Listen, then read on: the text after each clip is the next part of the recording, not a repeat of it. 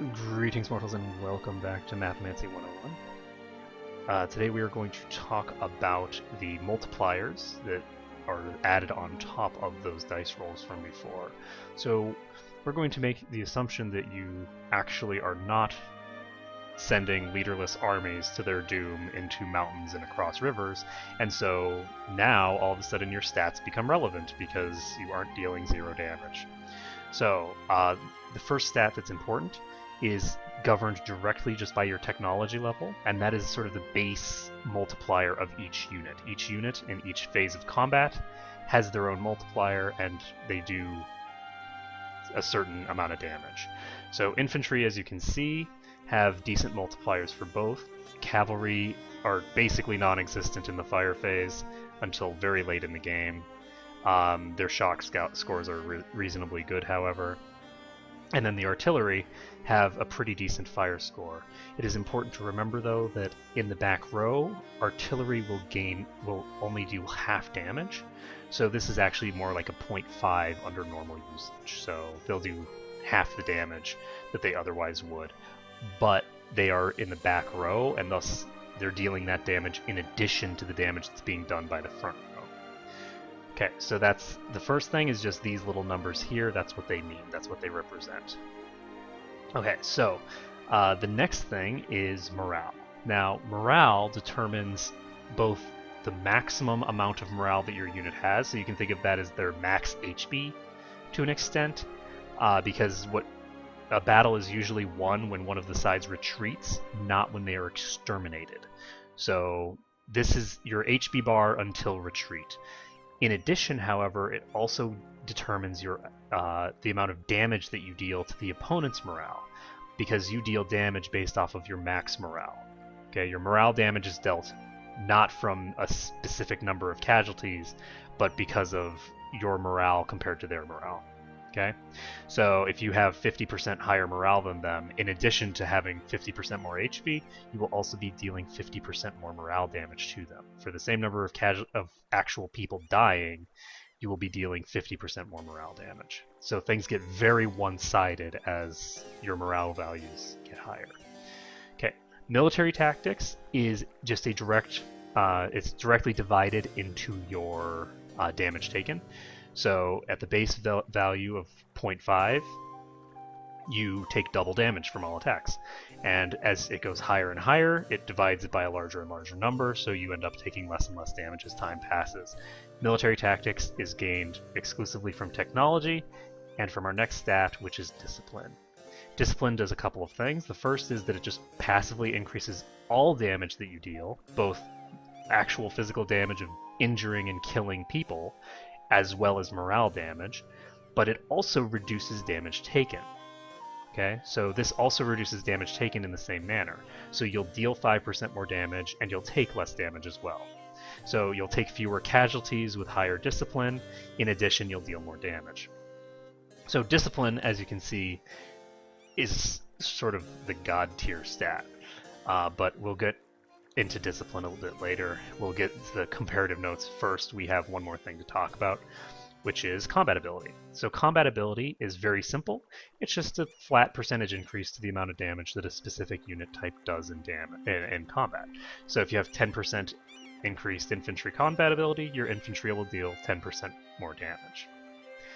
Relatively simple, relatively intuitive. Okay, so that being said, which is the best stat? And what do you want to actually invest in things of that nature? It's important to recognize that you will get a lot of morale naturally. I have not gained any technologies that specifically give me, or ideas that specifically give me land morale, but I have plus 60% land morale without having invested anything into it. And it's just because of power projection, my national ideas, Defender of the Faith, Army tradition, all that jazz. Without investing anything into it, you can have, I think, like a 35 to 40, like you can have 40 or 50%, I think, without having even a national idea for it. And because this stat, when you're stacking it, it increases additively, which, as we'll recall from my previous Mathamancy video, is boring and does not give us very good returns, whereas it stacks multiplicatively with other sources. The fact that this is increasing on its own lends toward not ignoring it necessarily, but not investing in it as heavily as we otherwise would. It does increase the effective max HP of your armies. It does make it so that battles end faster, and it's going to come in the largest quantities of any other stat. You can get 15% from defensive ideas. You can get a lot of morale very easily, and as a result, it's often a sort of a go-to stat. Discipline is the best stat. If you can get 5% discipline or 5% of anything else, always go with discipline, 100%. If you can go with 5% discipline or 10% of anything else, you should probably go with discipline. With morale, it's less of an obvious choice, except for the fact that you have so many passive modifiers for morale already that it's just kind of a no-brainer that you're going to prefer discipline over morale in that case as well. So discipline is something that you want to get as much of as you can because of just the massive bonuses that it gives you. Now, combat ability is an interesting stat in that it's actually the weakest stat. It only increases damage. It does not reduce the amount of damage that your army takes, except in the context that it increases the amount of morale damage that you'll deal, so you'll kill the enemy a little bit faster. And since you'll kill them a bit faster, it will, by extension, lead to you having fewer casualties. But it doesn't come in high enough quantity to really compare very favorably to morale. But the key with combat ability is that it's a very rare stat.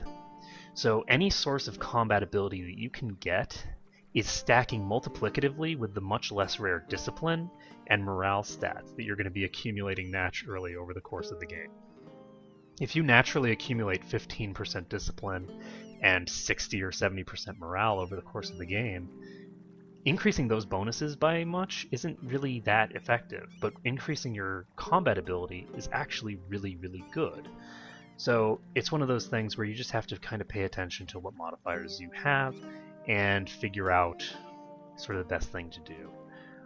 Generally speaking, you're going to want as much discipline as you can get your hands on because, again, it's a rare stat, but that's about it. So morale's good, discipline's good, combat ability is good, but combat ability is not something you want to focus on until the late game when you already have a bunch of everything else. So anyway, that is going to be it for this episode, so thank you everyone for watching, and I will talk about more advanced sort of idea choices and things like that in the next video.